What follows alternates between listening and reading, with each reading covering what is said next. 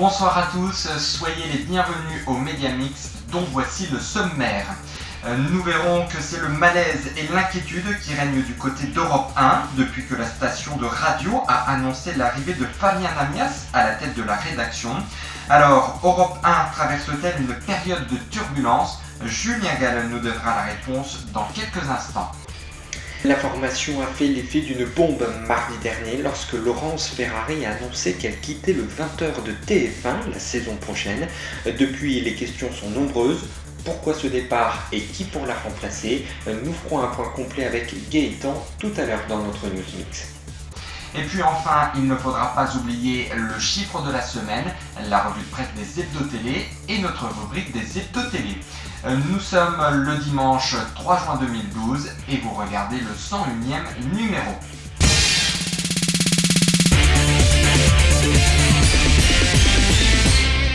Voilà pour le sommaire de cette émission.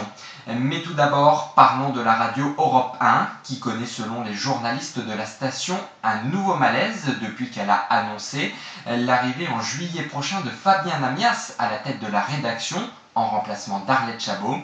Déjà l'an passé, la radio avait connu de grands bouleversements dans sa rédaction. Alors, Europe 1 traverse-t-elle une zone de turbulence? La réponse de Julien Gall.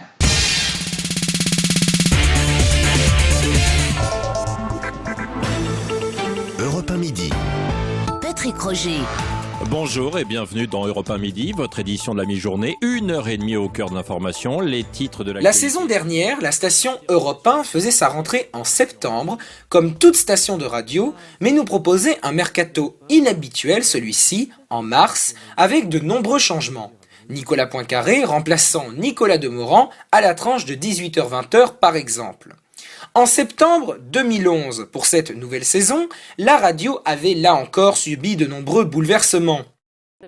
Ainsi, Arlette Chabot quittait France 2 pour rejoindre la rédaction d'Europe 1 en tant que directrice de l'information à la place de Fabien Amias. Et Bruce Toussaint remplaçait Guillaume Cahour à la matinale. Guillaume Cahour qui avait lui-même fait la transition de Marc-Olivier Fogiel. Ces rentrées prématurées et ces grands changements de présentateurs avaient l'an dernier donné l'image de la station Europe 1 en crise, comme si des tensions s'étaient alors installées rue François 1er, surtout en période d'élection présidentielle.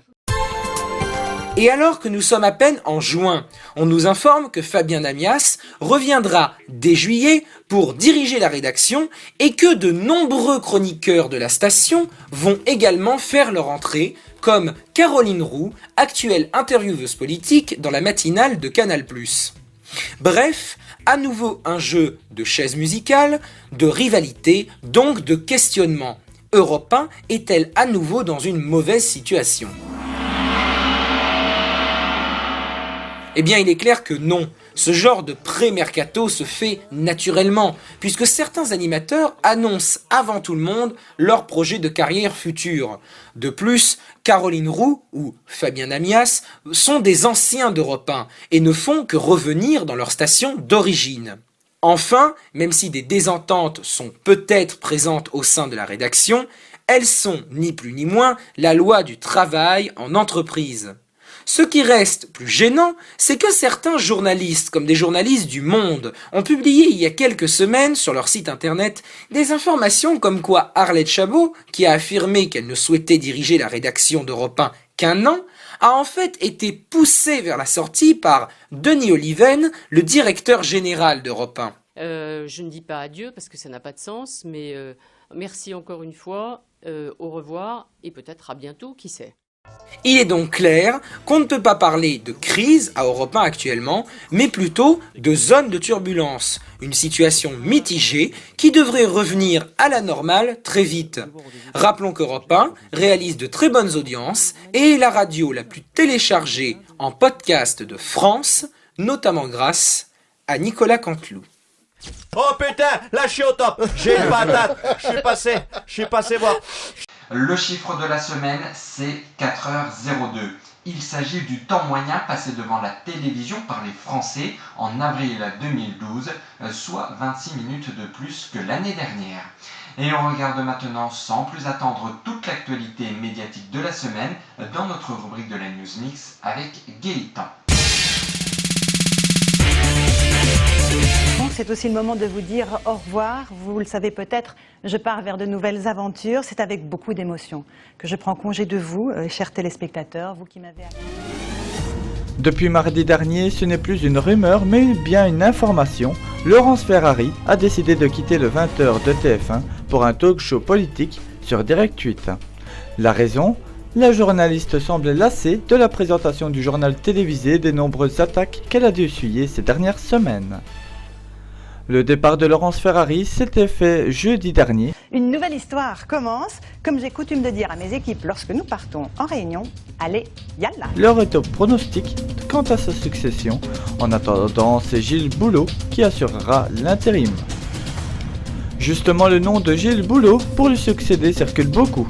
Alors même s'il a fait ses preuves en tant que journaliste joker de Laurence Ferrari, TF1 titularise rarement ses doublures. Le nom de Xavier Demoulin circule également. L'animateur du 1945 d'M6 pourrait être choisi par TF1. En faisant ce choix, la Une bénéficierait de l'expérience de ce dernier qui anime un journal moderne sur la 6. Enfin, le plus sérieux prétendant reste Laurent Delahousse, annoncé à plusieurs reprises sur TF1. Il fait partie des présentateurs préférés des Français et fait les beaux jours de France 2 avec ses magazines du week-end. À la une de vos hebdos télé cette semaine, Foot et télé. Télé 7 jours nous explique comment beIN Sport défie Canal+. Je vous rappelle que beIN Sport diffusera l'intégralité de l'Euro 2012 qui débute vendredi prochain. Pour Téléstar, Claire Chazal reste sereine à la tête des JT Week-end de TF1 malgré les rumeurs. et on regarde maintenant ce qui fait la une de notre rubrique des hebdos TV avec Antoine. La personnalité de la semaine, c'est Estelle Denis. Vous ne le saviez pas, Estelle, c'est une surprise. C'est officiel, Estelle Denis quitte M6 pour rejoindre TF1 à la saison prochaine. Selon Europe 1, l'animatrice devrait présenter sur la première chaîne de France une émission de service. Après le départ de l'animatrice, M6 pourrait décider de confier la présentation de 100% Mag à Faustine Bollard. A tout de suite, je compte sur vous. Là aussi, c'est officiel pour ce mercato qui ne s'arrête plus. Céline Pigaille a été nommée directrice de la rédaction d'ITélé. Elle remplace ainsi Albert Ripamonti qui avait été remercié par la direction de la chaîne il y a peu. Bonjour à tous, comme vous allez le voir tout de suite. Toujours dans le mercato, Alex Good animera dorénavant 60 secondes chrono. Il a été préféré à Jérôme Anthony et Valérie Damido pour présenter ce nouveau jeu de l'été sur M6. J'ai envie de vitalité, de vivacité, de corps et d'esprit. Daphné Burki, l'animatrice de 32 ans, rejoindra l'équipe du grand journal de Canal+ à la rentrée 2012, en remplacement d'Ariane Massenet. Attendez-moi! Par conséquent, elle quitte M France 5.